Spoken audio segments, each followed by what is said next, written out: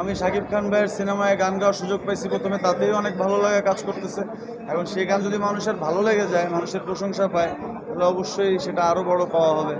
মানে যারা গানটা রচনা করছেন বা গানটার আসল যে ছবিটা, ইমেজটা এটা আঁকছেন, যেমন অনন্য মোহন ভাই পরিকল্পনা করছেন, তারপরে যিনি গানটা লিখছেন, যিনি ডিরেকশন দিচ্ছেন, তো এনারা আসলে মানে আমার থেকে আরও সুন্দরভাবে মানে গানটাকে আগের থেকেই পরিকল্পনা করে রাখছিল যে নোবেল গাইলে হয়তো ভালো হবে, বাট আমি ওইভাবে বুঝতে পারিনি, বিকজ আমার তো অভিজ্ঞতা অত বেশি না। আমি জাস্ট গেয়ে গেছি আমার মতো করে, গাওয়ার পরে দেখি যখন ফাইনাল মিক্স মাস্টারটা আসছে আমার কাছে ভালো লাগছে। গরমকালে এসির বাতাস ভালো লাগে, শীতকালে হিটার ভালো লাগে, তো মানে কি বলে, কষ্টের সময়ে সুখের নিউজ ভালো লাগে।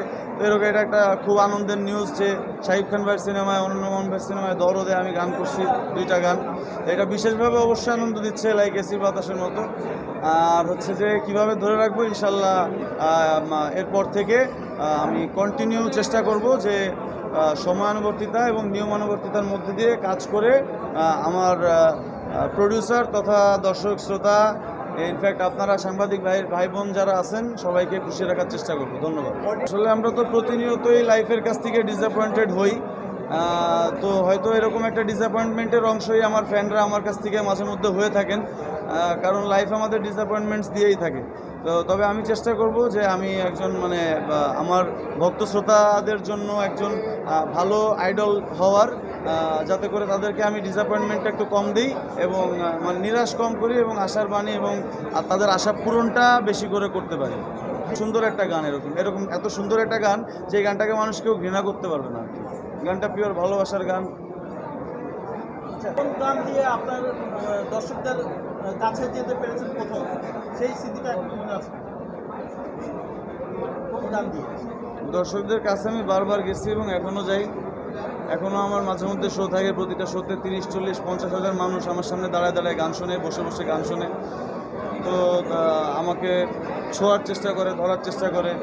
আমিও দেখি তাদের আবেগ, তাদের ভালোবাসা সব কিছু সামনে থেকে দেখার সুযোগ হয়।